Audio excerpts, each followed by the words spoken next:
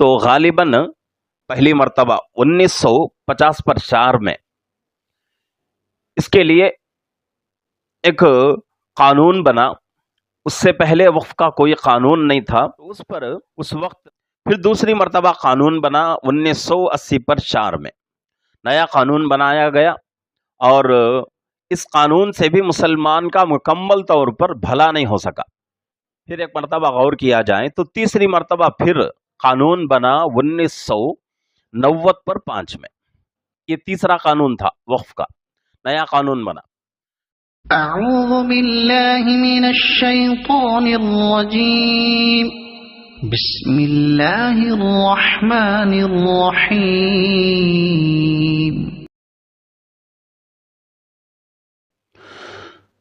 السلام علیکم ورحمۃ اللہ وبرکاتہ. بسم اللہ الرحمن الرحیم. معزز ناظرین، سامعین، میں آپ حضرات کے سامنے ایک ضروری مسئلے کو لے کر حاضر ہوا ہوں. آپ تمام حضرات جانتے ہیں اس وقت ملک میں وقف کی جائیداد کے تعلق سے ہنگامہ چل رہا ہے، اور یہ مسئلہ بڑا پیچیدہ بنتا جا رہا ہے اور اس میں یہ خدشہ بھی ظاہر ہو رہا ہے، محسوس بھی ہو رہا ہے کہ اس کے تعلق سے حکومت کی پالیسی اور حکومت کا ارادہ ناپاک نظر آ رہا ہے. اس لیے کہ ملک میں وقف کی جو جائیدادیں ہیں وہ کئی کروڑوں پر ہیں. حکومت اب کچھ ترمیمات لے کر اور کچھ قوانین لا کر وقف بورڈ کی جو حیثیت ہے اس حیثیت کو گرانا چاہتی ہیں، اور وقف بورڈ کی جو جائیدادیں ہیں اس کو ہڑپ کرنا چاہتی ہیں. تو اس کے تعلق سے تھوڑی تاریخ میں آپ حضرات کے سامنے رکھنا چاہتا ہوں. سب سے پہلی بات یہ ہے کہ یہ وقف بورڈ وقف جو ہے شریعت کا ایک بہت بڑا اہم مسئلہ ہے. شریعت میں دو طرح کی عبادتوں کا حکم دیا گیا ہے، ایک بدنی عبادتیں اور ایک مالی عبادتیں. جیسا کہ التحیات ہم لوگ تشہد میں پڑھتے ہیں، التحیات للہ والصلوات والطیبات. اس میں بتایا گیا کہ اللہ میری تمام بدنی عبادتیں اور مالی عبادتیں، تمام عبادتیں اللہ تیرے لیے ہیں. تو شریعت میں دو عبادتیں نافذ کی گئی ہیں، ایک بدنی عبادت ہے اور ایک مالی عبادت ہے. وقف کا تعلق مالی عبادتوں سے ہے، اور یہ کوئی آج کا نیا مسئلہ نہیں ہے، آج کی کوئی نئی عبادت نہیں ہے. کئی سالوں سے چلتی ہوئی آ رہی ہے یہ عبادت. اللہ کے نبی پاک صلی اللہ علیہ وسلم کے زمانے سے اور آپ کے زمانے سے پہلے بھی تاریخ ہمیں بتاتی ہے کہ خانہ کعبے کے اندر عرب کے لوگ ایک خزانہ چھپا کے رکھے تھے، اور اس کو ان لوگوں نے وقف کر دیا تھا اللہ کے نام پر. تو یہ بہت پرانی روایت ہے، بہت پرانی عادت ہے نیک لوگوں کی کہ وہ لوگ اپنی کل مال میں سے کچھ حصہ لوگوں کے لیے وقف کرتے تھے. اور یہ وقف کا سلسلہ چلتا چلتا ہمارے اور آپ کے آقا حضرت محمد الرسول اللہ صلی اللہ علیہ وسلم کے زمانے تک پہنچا. اللہ کے نبی نے بھی اس پر بہت کام کیا، جیسا کہ مسجد نبوی ہم سب کے لیے نمونہ ہے، اور مسجد نبوی کا وہ حصہ جس کو صفہ کہا جاتا ہے، حضرات صحابہ کی تعلیم و تربیت کے لیے مخصوص کیا گیا. تو یہ تمام چیزیں وقف سے تعلق رکھتی ہیں. تو ہمارے ہندوستان میں بھی جو مسلمانوں کی حکومت تھی تقریباً 1000 سال تک، 1000 سال میں جتنے راجا مہاراجا آتے تھے وہ لوگ، اور ان کے علاوہ جو بہت بڑے مالدار ہوتے تھے، ان میں بہت سارے لوگ کیا کرتے تھے، مسجدوں کے نام پر، مدرسوں کے نام پر، درگاہوں کے نام پر، اور اسی طریقے سے قبرستانوں کے نام پر، یتیم خانوں، مسافر خانوں کے نام پر اپنی جائیداد کا بہت بڑا حصہ وقف کرتے تھے. اور ہندوستان میں اس کی مالی حیثیت اس وقت کئی کروڑوں تک پہنچی ہوئی ہے. تو بہت ہی مختصر تاریخ میں آپ حضرات کے سامنے پیش کرنے لگا ہوں، اس لیے کہ لمبی تاریخ اگر سنائیں گے تو بات سمجھ میں نہیں آتی. تو اس لیے میں نے بڑی تاریخ ہے اس میں سے کچھ مخصوص چیزیں نوٹ کیا ہے. وقف کے تعلق سے ہر مسلمان پہچانے، ہر مسلمان جاننے کی کوشش کرے کہ بھئی یہ عبادت ہے، اور اس عبادت کا کتنا اہم رول ہے شریعت کے اندر، اور اس عبادت کی کتنی اہمیت ہے اور کتنی قدر و منزلت ہے. اور میں یہ کہوں تو جھوٹ نہیں ہو سکتا کہ آج کل کے مسلمانوں میں تقریباً 90% لوگ ایسے ہیں جن کو وقف کے بارے میں کچھ پتہ نہیں. صرف ایک لفظ ہم سنتے ہیں، وقف بورڈ، بس وہ لفظ ہم کو یاد رہتا ہے. وہ وقف بورڈ ہم کو کب یاد آتا ہے؟ نکاح کے وقت، اس لیے کہ سرٹیفکیٹ لینا ہے تو اس وقت ہم کو صرف وقف بورڈ یاد آتا ہے. اس کے علاوہ ہم کچھ نہیں پہچانتے، کچھ نہیں جانتے وقف کے تعلق سے، وقف بورڈ کے تعلق سے. تو اس کو پہچاننے کی ضرورت ہے.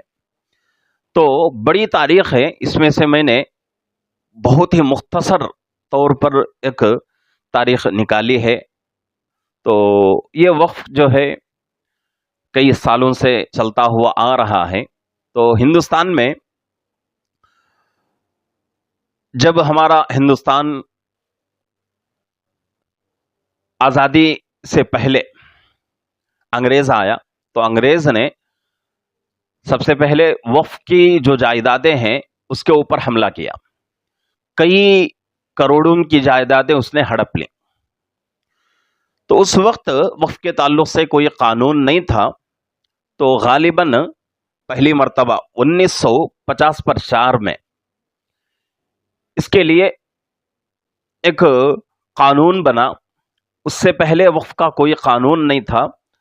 اس وقت وقف کے جتنے مسائل تھے وہ مسلم ایکٹ 1920 کا حصہ تھے.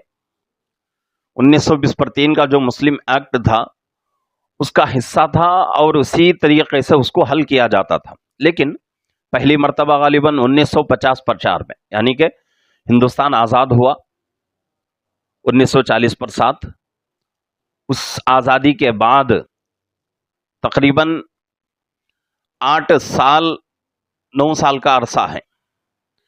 تو اس 8-9 سال کے گزرنے کے بعد قانون بن رہا ہے 1950 میں وقف کے لیے. لیکن کیسا قانون بنا کہ اس قانون کے اوپر اس وقت کے جو ہمارے اکابر تھے مسلمان، ان کو اطمینان نہیں تھا.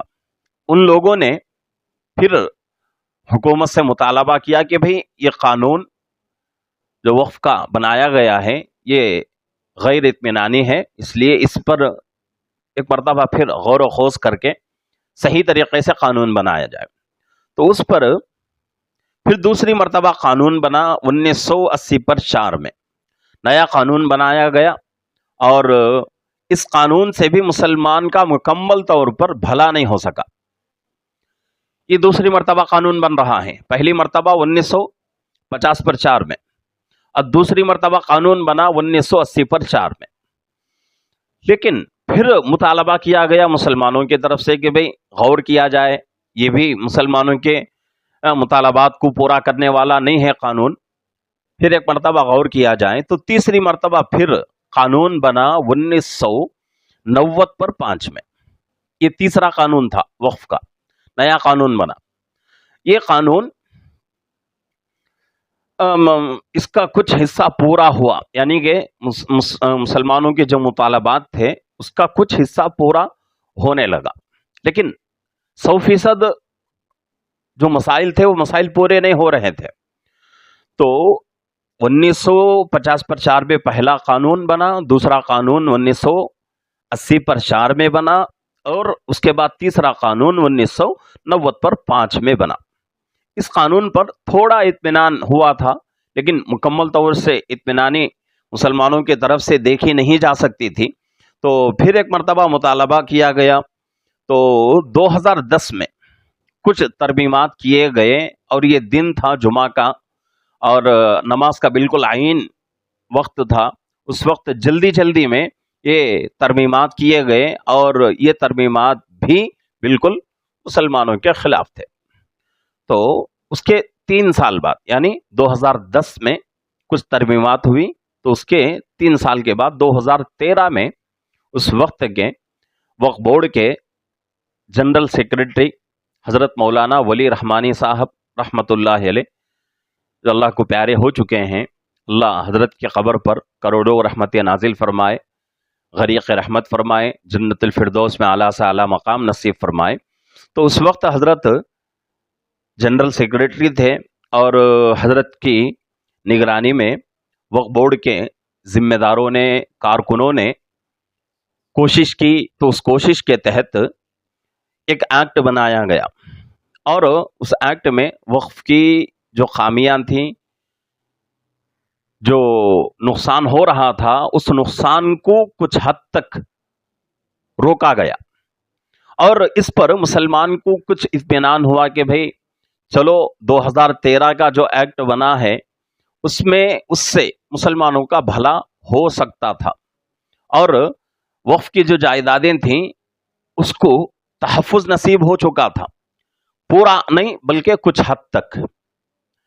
लेकिन अब जो हुकूमत है, हमें हुकूमत के इन पॉलिसियों से, हुकूमत के इस वक्त की जो इरादे हैं, इनसे हमें अंदाज़ा होता है कि भाई ये हुकूमत सिर्फ और सिर्फ सियासत करना चाहती है, और मजहब का भेदभाव करके।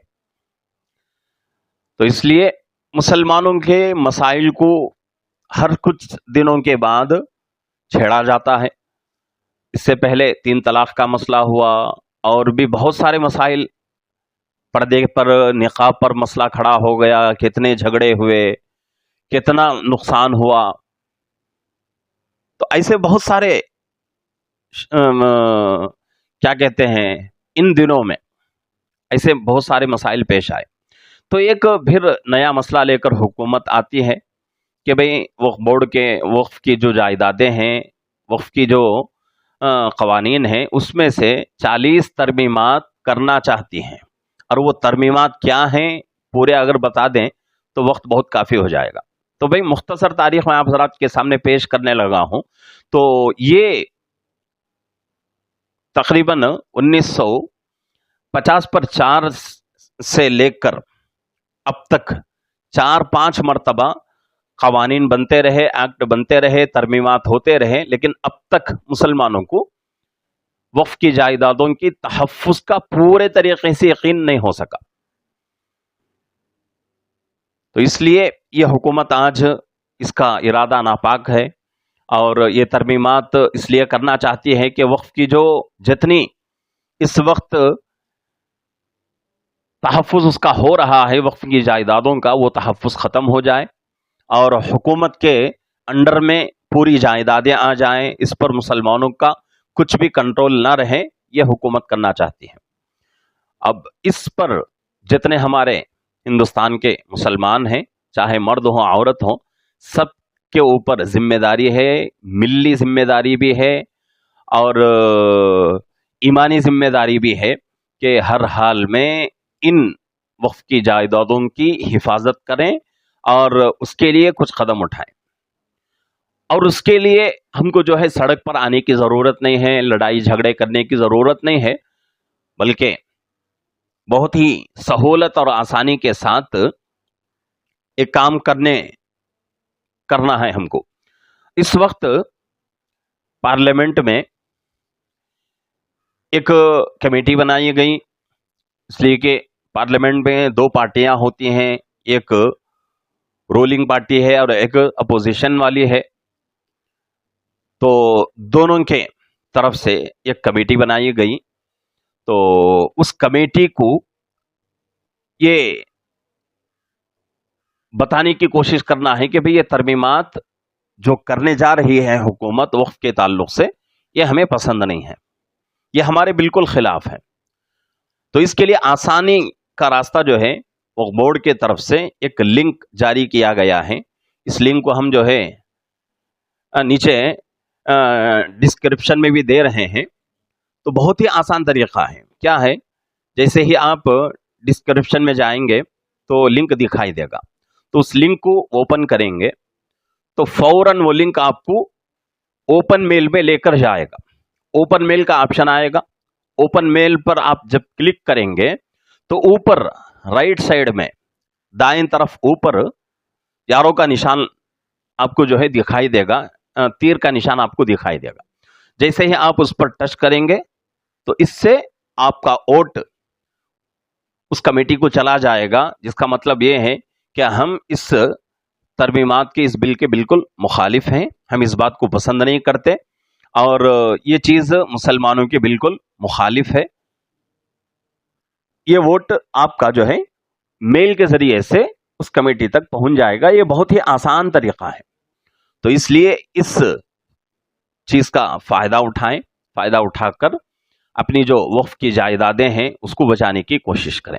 तो नीचे डिस्क्रिप्शन में वो लिंक दिया जा रहा है। तो बहुत ही आसान तरीका है, 1 मिनट में भी कम में आपका वोट कमेटी को चला जाएगा। क्या करना है, डिस्क्रिप्शन में जाना है, लिंक का बटन दिखाई देगा, लिंक ओपन करते ही ओपन मेल का जो है ऑप्शन आएगा, उस ऑप्शन को क्लिक करते ही ऊपर राइट साइड में यारो मार्क दिखाई देगा, तीर का निशान दिखाई देगा, उस पर टच करते ही आपका मेल चला जाएगा। तो ये इतना हमको करना है। अगर ये काम मुकम्मल तरीके से 100% तरीके से जितने मुसलमान हैं सब 100% तरीके से करेंगे तो इंशाअल्लाह अल्लाह की ज़ात से उम्मीद है कि ये जो फितना खड़ा हुआ है ये फितना ख़त्म हो जाएगा। तो ये बहुत ही ज़रूरी है, इस वक्त का अहम तकाजा है, हम सबकी मिल्ली और ईमानी ज़रूरत है, तकाजा है कि हम जो है इस काम को अपना काम समझकर करें। अल्लाह रब्बुल इज़्ज़त से दुआ है कि अल्लाह रब्बुल इज़्ज़त हम तमाम को जब तक जिंदा रहें तब तक मुल्क की तरक्की के लिए काम करते रहने की और मुल्क से सच्ची वफादारी का सबूत देने की कोशिश करते रहने की अल्लाह हम सबको तौफीक अता फरमाए। आमीन। अस्सलामु अलैकुम व रहमतुल्लाहि व बरकातुहू।